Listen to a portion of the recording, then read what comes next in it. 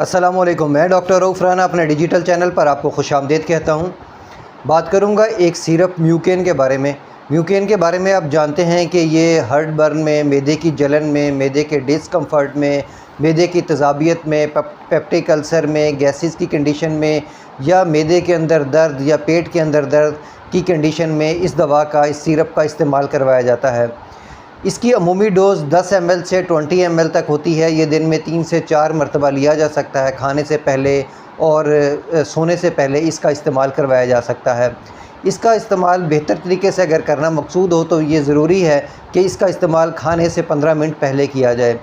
अब बात करें अगर इसके एक्टिव इंग्रेडिएंट की, तो इसके एक्टिव इंग्रेडिएंट में अल्मोनियम हाइड्रोक्साइड, मैग्नीशियम हाइड्रोक्साइड और ऑक्सीथायजिन होता है। अल्मोनियम हाइड्रोक्साइड और मैग्नीशियम हाइड्रोक्साइड तो जो मैदे का तेज़ाबी माहौल है उसको न्यूट्रलाइज़ कर देता है, तेज़ाबियत को ख़त्म करता है, एक न्यूट्रल माहौल देता है। जबकि जो इसका तीसरा इंग्रेडिएंट है ऑक्सीथायजिन, ये एक लोकल एनेस्थेटिक है।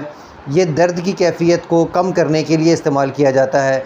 ये उन लोगों में बहुत ज़्यादा मुफीद होता है जो पेप्टिक अल्सर का शिकार होते हैं और उस पेप्टिक अल्सर की वजह से उनके मैदे के अंदर शदीद तरीन दर्द रहता है। तो इस सिरप के इस्तेमाल के साथ एक तो जलन की वो कैफ़ियत वो ख़त्म हो जाती है, क्योंकि अल्मोनियम और मैंगनीज़ के साथ ये न्यूट्रल हो जाता है। और इसके साथ जो तीसरा इंग्रेडिएंट है ऑक्सीथायजिन, ये दर्द की कैफ़ियत को सुन कर देता है, दर्द की कैफ़ियत को वक्ती तौर पर ख़त्म कर देता है और जो मरीज़ है उसको काफ़ी हद तक अफाका होता है।